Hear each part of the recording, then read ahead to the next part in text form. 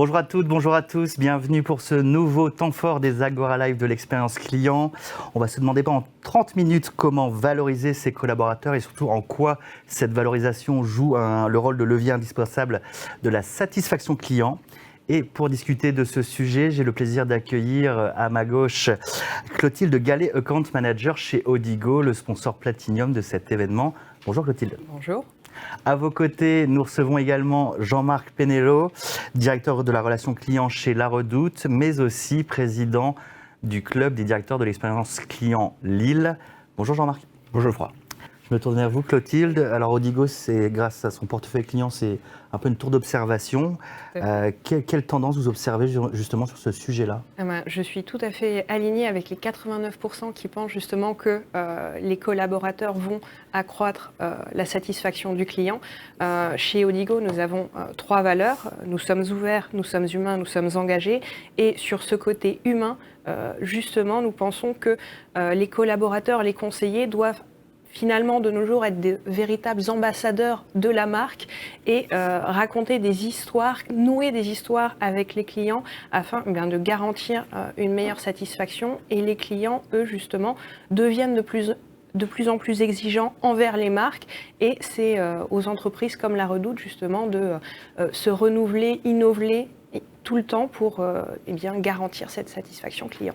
D'accord. Jean-Marc, comment concrètement vous prenez soin de vos collaborateurs en période de Covid, tout spécialement ? En période de Covid, c'est vrai que c'est un nouveau challenge quelque part, parce que ça nous est tombé dessus comme tout le monde. Du jour au lendemain, il a fallu effectivement mettre en sécurité nos collaborateurs, parce que c'est bien ça dont on parle.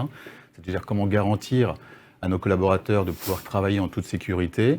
Et aujourd'hui, le télétravail était la seule solution de le faire. Donc on a pu le faire extrêmement rapidement, puisque en une semaine, on est passé de 0% en télétravail à 100%, en donnant les matériels, etc. Donc c'était une très belle prouesse. Et surtout, on a réussi à le faire sans interruption de service par rapport à nos clients, grâce aussi à une grosse mobilisation de nos partenaires. Ça, c'était aussi quelque chose d'important, c'est comment aussi on garde le lien avec nos clients en cette période-là.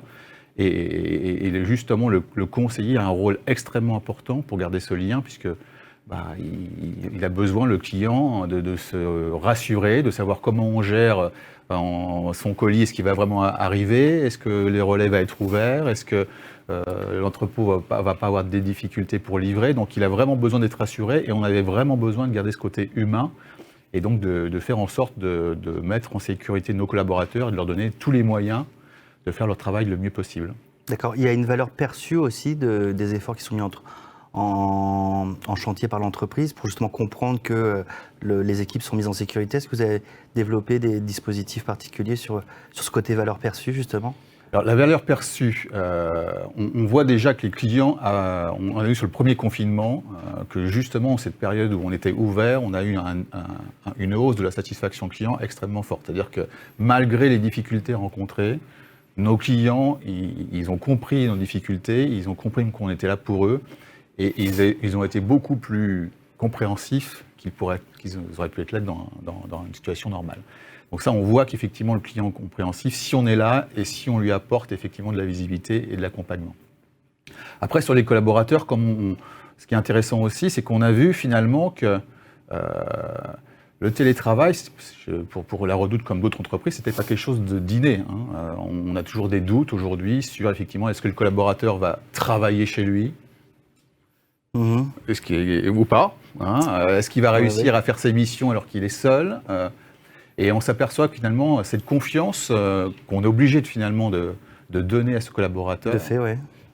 Il porte ses fruits, puisqu'on a aujourd'hui vu, nous, des collaborateurs qui ont gagné en productivité, qui ont gagné aussi en satisfaction client. On a eu un très gros bond sur les 12 derniers mois en termes de satisfaction client, où les conseillers sont moins stressés, sont plus chez eux, et finalement ont trouvé un équilibre dans ce schéma-là qui est plutôt positif. Maintenant, il y a aussi des attentions particulières, parce qu'il faut garder le lien aussi avec ses conseillers, et on a mis justement en place pas mal de nouveaux rituels pour pouvoir garder ce lien. Donc une fois par semaine, on a nous ce qu'on appelle le stand-up, où toute la relation client finalement se retrouve autour d'un Teams pour avoir l'activité, les résultats, valoriser les équipes qui ont eu des bons résultats, les points d'attention, les priorités de la Qui semaine. participe à ces stand-up? C'est toute la relation client.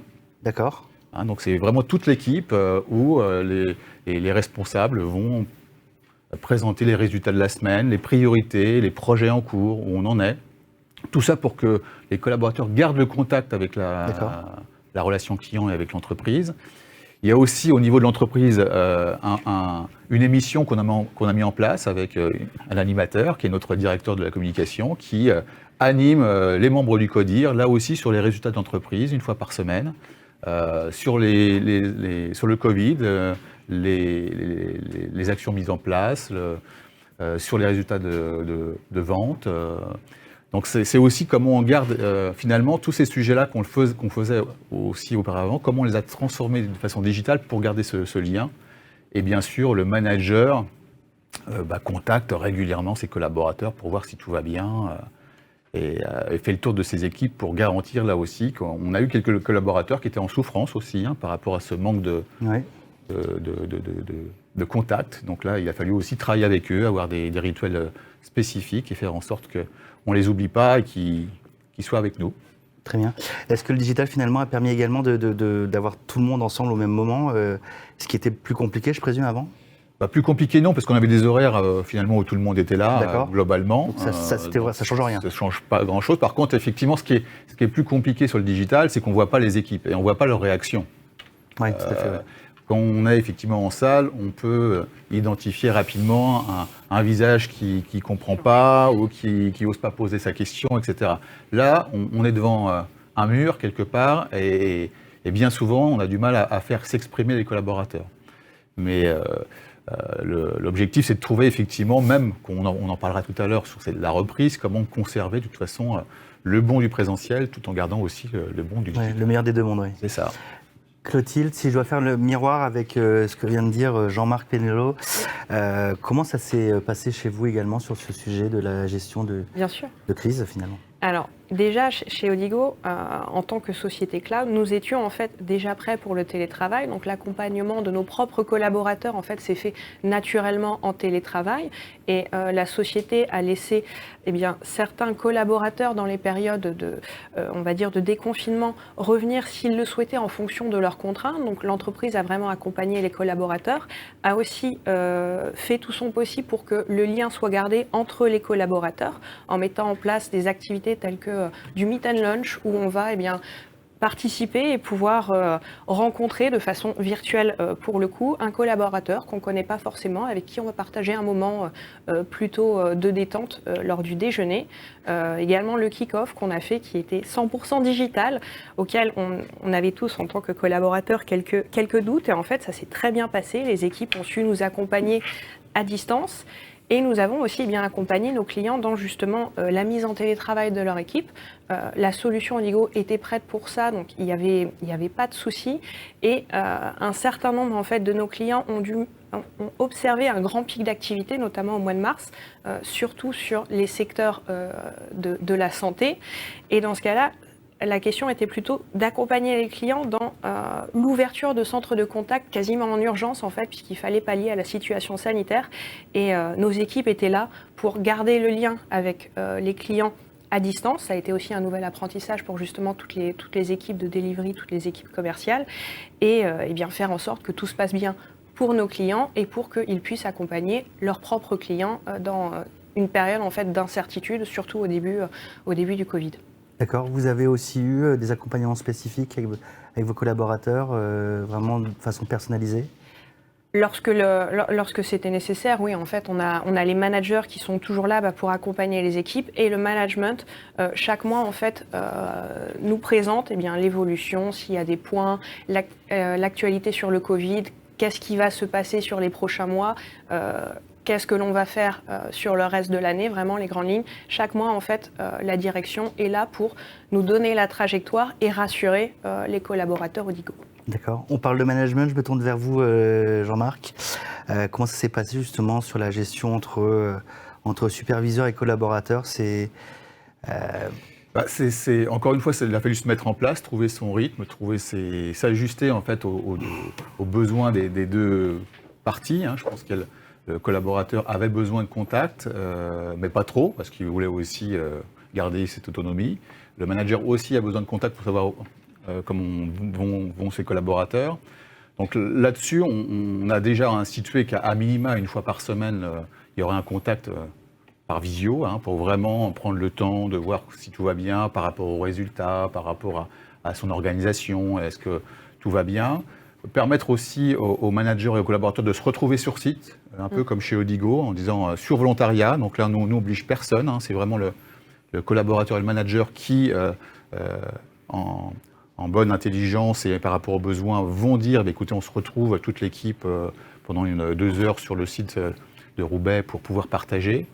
On a aussi valorisé, et ça c'est important, dans la méthodologie, c'est de privilégier, plutôt qu'envoyer un mail, plutôt qu'envoyer un Teams, c'est aussi appeler les collaborateurs quand on a une question. Moi personnellement aussi, j'appelle des conseillers quand j'ai une question, j'ai un cas client, plutôt que de leur envoyer un mail en disant qu'est-ce qui se passe avec ce client, ça me permet effectivement d'avoir en direct un contact, de créer ce lien et de voir qu'on est toujours avec eux, qu'on ne sente pas qu'effectivement ils sont tout au bout de la chaîne et que finalement ils sont un peu seuls. Et en termes de valorisation aussi, c'est valoriser, parce qu'on est sur ce sujet-là, valoriser les résultats, encore une fois, qui ont été très bons sur cette période de télétravail, et de pouvoir valoriser chaque collaborateur, chaque manager. Et ça aussi, le management, on n'en parle pas suffisamment, parce qu'on parle beaucoup du collaborateur, et on voit collaborateur le conseiller. Mmh.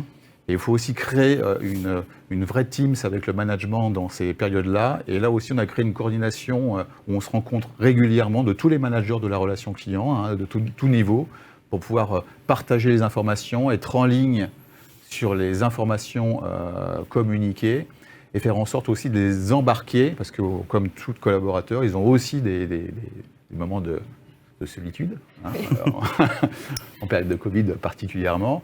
Et c'est comment on les accompagne, comment on fait en sorte de créer cette dynamique d'équipe qui est plutôt extrêmement bonne en ce moment à la Redoute, malgré cette période compliquée. Qu'est-ce qui ressort justement de ces moments d'animation ? Est-ce que finalement il y a de l'info que vous n'aviez pas avant ?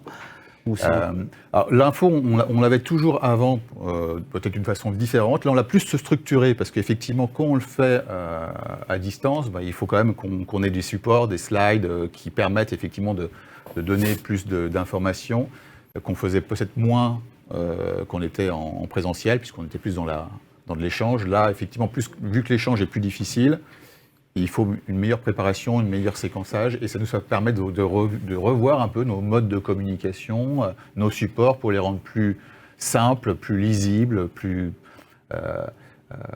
accessibles aussi à toutes les strates de la relation client. Et donc ça a été plutôt vraiment à apprécier. Et ce qu'on a mis en place aussi, puisqu'on est dans une démarche de Great Place to Work, à la Redoute, c'est finalement... On a mis en place 2 ambassadrices qui sont des conseillères, qui aussi sont en relation avec leurs collaborateurs et qui nous disent, voilà, finalement, qu'est-ce qui fonctionne pas, qu'est-ce qu'on a envie de voir évoluer pour que demain, qu'on va rentrer sur le site, parce que ça aussi c'est un sujet, oui. Mais aujourd'hui, qu'est-ce qui nous manquerait pour, là aussi, aller encore plus loin dans cette relation et garder nos liens. Donc on a essayé de créer cet écosystème le mieux possible, même si ce n'est pas toujours simple. Très bien, merci Jean-Marc. Clotilde, est-ce que vous avez également observé d'autres tendances dans les changements de comportement par rapport au sujet qu'on vient d'évoquer ? Alors, il y a aussi eu un changement, en tout cas côté de nos clients. Un certain nombre de nos clients ont aussi souhaité, avec la mise en télétravail, s'adapter à leurs collaborateurs, puisque lors des périodes de confinement où les écoles étaient fermées, les entreprises ont aussi dû s'adapter à l'emploi du temps de leurs propres collaborateurs. Il pouvait y avoir les enfants à garder, il y avait des contraintes. Parfois, il fallait juste aller faire les courses avant que tout ne ferme. Et les entreprises ont mis en place des outils de workforce management pour pouvoir en fait gérer l'emploi du temps de leurs collaborateurs, adapter les horaires en fonction des contraintes. Et ça, c'est quelque chose que chez Odigo, on pense va rester chez une partie des entreprises. Le fait de s'adapter à ses collaborateurs et toujours justement faire en sorte qu'ils se sentent mieux dans leur environnement de travail, que ce soit au bureau ou à la maison, mais en tout cas que l'entreprise est là pour les comprendre et les accompagner. D'accord. Donc davantage s'adapter en fait aux contraintes finalement des collaborateurs. Quand on parle justement, le Covid a accéléré la transformation, c'est vrai en fait. Tout le monde a dû s'adapter bon gré, mal gré et faire en sorte que tout se passe bien pour leurs collaborateurs, pour leurs clients. Il y a la réassurance en fait des deux côtés, réassurer les collaborateurs qu'ils sont compris qu'on va s'adapter à eux et les clients que l'entreprise est là pour les accompagner et faire en sorte aussi que tout se passe bien dans une situation assez particulière. Très bien. Je précise toujours à notre audience qu'il ne faut surtout pas hésiter à poser vos questions via le chat. Nous prendrons vraiment le temps d'y répondre dans quelques minutes. Mais maintenant, on va plutôt parler, on va essayer d'être optimiste, on va parler de la reprise, où, quand, comment, et plus sérieusement, comment à la Redoute vous allez repenser les modes de travail et comment vous anticipez et appréhendez le retour sur site. C'est vrai que c'est pas facile. Le départ a été difficile, mais le retour va pas être non plus d'une facilité. Parce qu'aujourd'hui, chacun a finalement pris de nouvelles marques, de nouvelles habitudes, et revenir sur site. On a une partie des collaborateurs qui vont être vraiment contents de retrouver effectivement cette proximité, et on en a d'autres qui finalement ont trouvé leur équilibre familial et ne sont pas du tout envie de reprendre les bouchons, les transports pour revenir sur site. Donc déjà, nous, avant le Covid, on avait déjà signé un accord de télétravail, donc on va mettre en place déjà une mixité, c'est-à-dire qu'on va avoir 3 jours sur site et 2 jours en télétravail, ce qui fait qu'on va quand même garder cet équilibre qui me semble vraiment bien entre j'ai du contact, mais j'ai aussi cette liberté. Et grâce aussi à cette période-là, on change aussi de paradigme, puisque auparavant, on était beaucoup sur du présentiel, finalement. Ce qu'on va vérifier, c'est que le collaborateur, il est là. Il est là. Maintenant, ce qu'on va vérifier, et ce qu'on est plus demain, c'est qu'est-ce qu'il a fait, est-ce qu'il est au résultat. Qu'il aille chercher ses enfants à 4 heures du moment qu'il a traité son quota de cas clients, finalement, à lui de s'organiser pour que ça fonctionne. Et tant mieux. Donc ça, c'est intéressant, parce qu'en termes de confiance et d'autonomie, on va aussi certainement ouvrir les périmètres ou les actions pour gagner un peu plus d'autonomie sur ces collaborateurs-là. Et aussi, c'est comment on donne envie finalement aux collaborateurs de revenir sur site. Donc la Redoute, nous, on a apté, grâce à notre nouveau DRH, une stratégie de se dire, voilà, comment faire en sorte de donner envie aux collaborateurs de revenir. Donc déjà, on va réaménager nos locaux pour qu'ils soient beaucoup plus dans le partage, plus agréables, plus conviviaux, et leur proposer des services. Je ne veux pas tout déclarer, parce qu'encore une fois, on n'a pas communiqué sur ces sujets, mais leur proposer des services additionnels qui leur permettent effectivement de venir sur site et de pouvoir profiter de ces services dans une ambiance plus chaleureuse, conviviale et plus Redoute, on va dire. Très bien. J'avais une petite question par rapport à ça. Est-ce que vous pouvez rappeler un peu la configuration de la Redoute ? Donc vous êtes basé à Roubaix. Alors on est à Roubaix, où on a un siège social où à peu près il y a 2000 collaborateurs qui y sont, qui est vraiment en télétravail. Et on a aussi un autre entrepôt qui est juste à quelques kilomètres. Donc là c'est aussi important, on n'en a pas parlé, mais des collaborateurs qui sont restés physiquement au travail, parce que là aussi il a fallu, en termes de valorisation, eux, ils sont restés sur le pont, il a fallu qu'on mette beaucoup de gestes barrières, mais aussi de contraintes par rapport à ça qui était dans leur travail plus compliqué. Et là aussi, ces collaborateurs-là, ils ont répondu présent pour livrer nos clients. Et je pense qu'il y a aussi un grand coup de chapeau à leur donner à ces collaborateurs qui finalement sont restés sur le pont et ont permis à l'entreprise de fonctionner.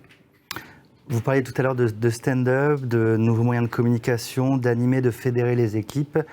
Est-ce que vous savez déjà ce que vous allez garder un peu là-dedans ? On va garder tout ça, on va garder ce côté stand-up, parce que je pense que en présentiel, peut-être aussi enregistré pour que ceux qui ne soient pas là justement puissent... et c'est ça aussi ce qui est intéressant sur ces outils-là, parce que finalement ces stand-up, on ne sait pas, on n'oblige personne à venir, mais par contre on les enregistre. Et ceux qui n'ont pas pu venir parce qu'ils étaient sur des obligations, ils peuvent très bien réécouter plus tard. Donc ça, c'est intéressant. Donc c'est des choses comme ça qu'on va continuer à mettre en place, ces enregistrements. Et puis aussi, ces challenges. Je pense que demain, ce qu'on a tous envie aussi, c'est de pouvoir sortir le soir, de se faire un karaoké en équipe, de retrouver un peu ces moments conviviaux qu'on n'a pas eu l'occasion d'avoir depuis plusieurs mois. Et c'est ça, je pense que dès qu'on le peut, on a envie de faire un petit karaoké avec toute la relation client pour pouvoir s'échapper et retrouver les bons réflexes. Alors, on parle beaucoup en ce moment d'autonomisation, de responsabilisation des conseillers. Est-ce que finalement on ne va pas incentiver autrement? Est-ce que c'est vous, dans votre feuille de route, différemment les conseillers? Alors, je pense qu'il n'y a pas que les conseillers qu'il faut... à la Redoute, maintenant, le variable est aussi calé sur le NPS pour toute l'entreprise. Donc je pense qu'il y a le conseiller qui est acteur, mais là aussi dans la stratégie, je pense que c'est toute l'entreprise qui doit être tournée client et qui doit être incentivée par rapport à cet objectif de satisfaction. Donc ça, c'est quelque chose qu'on a mis en place dernièrement et qui permettent effectivement à toute l'entreprise d'être valorisée. Après, effectivement, on peut aussi avoir des challenges ou des valorisations personnelles sur des résultats où c'est mis en avant, par exemple, d'un cas client qui a été compliqué, qui a été finalement transformé, parce que le vrai sujet maintenant, c'est de transformer un client qui a eu un parcours compliqué en client satisfait via le lien qu'on a réussi à créer avec lui. Et c'est ça aujourd'hui le vrai talent qu'on demande aux conseillers, hein, c'est de créer ce lien, créer cette confiance. Donc il y a beaucoup de choses aussi qu'on va retravailler avec eux justement pour réaxer sur ce lien de confiance et pouvoir avoir finalement aussi un conseiller qui traite de A à Z la prise en charge du client plutôt que d'avoir plusieurs conseillers. Donc tout ça, c'est des réflexions aussi pour qu'ils vont valoriser le collaborateur, parce que c'est toujours un peu frustrant pour un conseiller de dire finalement je fais une partie, je m'arrête, et là c'est son client, et il va pouvoir, on espère, trouver des solutions pour le traiter de A à Z et le satisfaire et créer justement plus de liens encore. D'accord. Mais justement, cette façon d'accompagner le client via un conseiller unique, ça présuppose aussi une complexité technique derrière en back-office. Est-ce que vous avez suivi les autres tendances qui ont ruisselé sur l'expérience client, à savoir le self-care, l'automatisation? Est-ce que c'est une réalité chez vous? Bien sûr, c'est une réalité, je pense que c'est un incontournable aujourd'hui de pouvoir proposer du self-care à nos clients, parce que sur les choses simples, ils n'ont pas forcément envie de prendre du temps à contacter un conseiller. Si l'information est disponible et qu'elle est poussée simplement, je pense que le client est gagnant et nous sommes gagnants parce qu'effectivement, on n'a pas une valeur ajoutée forcément sur toute cette typologie. Donc ça, on a refondu nos foires aux questions, on les a rendus plus dynamiques. On a créé un formulaire SAV pour justement que le client puisse constituer son dossier lui-même pour qu'on puisse le prendre directement avec toutes les pièces et gagner du temps. On va y mettre des bots. En phase 2, une fois que tout ça est bien structuré, bien agencé, qu'on a les bonnes data, on va pouvoir encore mettre une nouvelle couche sur du bot. Donc là, il y a une vraie stratégie effectivement de self-care et aussi une vraie stratégie en équilibre de valorisation de l'humain, parce que toute cette valeur ajoutée plus faible qu'on va pouvoir exporter en self-care, on va garder finalement tous les contacts les plus compliqués, les plus intéressants, où l'humain, où le client veut avoir quelqu'un et doit avoir quelqu'un qui va le prendre justement simplement de bout en bout, oui. Et l'accompagner pour lui trouver la solution et pas l'accompagner sur un process défini. Donc c'est ça aussi, on est aussi maintenant sur de la solution, on a des process maintenant, ce que je dis toujours à mes collaborateurs, quelqu'un qui chose du 46, on ne le fera pas rentrer dans du 38. Donc sinon, ça lui fait mal. Oui, tout à fait, finalement, il nous le fait savoir après dans les enquêtes qu'il a eu mal. Donc l'objectif, c'est que ça se passe bien, qu'on lui donne la bonne pointure dès le départ et qu'il se laisse guider sans effort.